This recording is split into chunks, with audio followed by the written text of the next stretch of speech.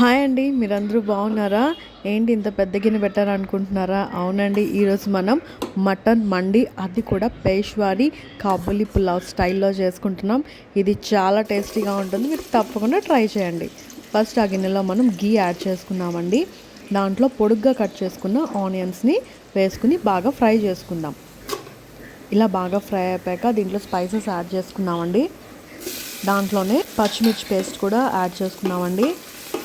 మాకు స్పైసీగా ఇష్టం కాబట్టి నేను పచ్చిమిర్చి పేస్ట్ యాడ్ చేసుకున్నానండి. మీకు వద్దకపోతే అది స్కిప్ చేయొచ్చు. దాంట్లోనే అల్లం వెల్లుల్లి ముద్ద కూడా వేసుకుని బాగా ఫ్రై చేసుకుందాం. దీని ఫ్లేవర్ అంతా కూడా ఫ్రైడ్ ఆనియన్స్ ఇంకా అల్లం వెల్లుల్లి పేస్ట్ నుంచి వస్తుందండి. దీంట్లో స్పెషల్ గరం మసాలా వేసుకుంటాం అన్నమాట. దాని నుంచి మరింత టేస్ట్ వస్తుందన్నమాట. సో ఆ మసాలా ఎలా చేస్తాము అంటే, స్పైసెస్ అన్నీ కూడా మిక్సీ పట్టేసి మనం ఆ గరం మసాలాని తయారు చేసుకుంటామండి. అది ఎలా తయారు చేయాలో నేను డిస్క్రిప్షన్ బాక్స్లో పెట్టేస్తాను. ఇప్పుడు దీంట్లో మనం మటన్ పీసెస్ యాడ్ చేసుకుందాం. చూసారా, దీనికి మన మటన్ పీసెస్ అన్నీ పెద్దగా కట్ చేసుకోవాలండి. చూసారు కదా, ఈ సైజులో మన మటన్ పీసెస్ని కట్ చేసుకోవాలండి. ఇవన్నీ కూడా మనం దీంట్లో ఇప్పుడు యాడ్ చేసేసుకుందాం. ఇవన్నీ కూడా ఇప్పుడు బాగా మిక్స్ చేసుకుందామండి. ఏదైతే మసాలా ఉందో అదంతా కూడా ముక్కకి బాగా పట్టేటట్టు మనం బాగా కలుపుకుందాం. ఇదంతా బాగా కలుపుకున్నాక వెంటనే వాటర్ యాడ్ చేయొద్దండి, అప్పుడు మసాలా అంతా కూడా బాగా పట్టదనమాట. ఇలాగే ఒక 5 నిమిషాలు మూత పెట్టేసి ఉంచితే ఆ మసాలా అంతా కూడా ముక్కలకి బాగా పడుతుందండి. ఇప్పుడు నేను చెప్పాను కదండి గరం మసాలా అని, ఇప్పుడు ఆ గరం మసాలాని యాడ్ చేసేసుకుందాం. ఇది ఎలా ప్రిపేర్ చేసుకోవాలో డిస్క్రిప్షన్ బాక్స్లో పెడతానండి. ఇది చాలా సింపుల్గా చేసుకోవచ్చు. ఈ గరం మసాలాని మనం ఏ రెసిపీ కన్నా కూడా వాడుకోవచ్చు అనమాట. సో దీంట్లోనే మనం ఇప్పుడు తగినంత వాటర్ పోసుకుందామండి. ఈ ముక్కలు కొంచెం పెద్దగా ఉన్నాయి కాబట్టి ఇది ఉడికించడానికి కొంచెం టైం పడుతుందండి. అందుకనే వాటర్ యాడ్ చేసుకుని ఒక అరగంట పాటు సిమ్లో పెట్టుకుని ఇది బాగా కుక్ చేసుకున్నాక దీంట్లో తగినంత ఉప్పు వేసుకుందామండి. అంతసేపు ఉండలేని వాళ్ళు ఒక 16 విజిల్స్ కుక్కర్ పెట్టేసుకోవచ్చండి. ఇప్పుడు ముక్క బాగా ఉడికిపోయింది కదా, దీంట్లో మనం నానబెట్టుకున్న బాస్మతి రైస్ని యాడ్ చేసేసుకుందాం. ఇలాగా రైస్ అంతా కూడా స్ప్రెడ్ చేసుకుందాం అండి. ఇప్పుడు దీన్ని మూత పెట్టేసి ఒక 15 నిమిషాల పాటు కుక్ చేసుకుందాం.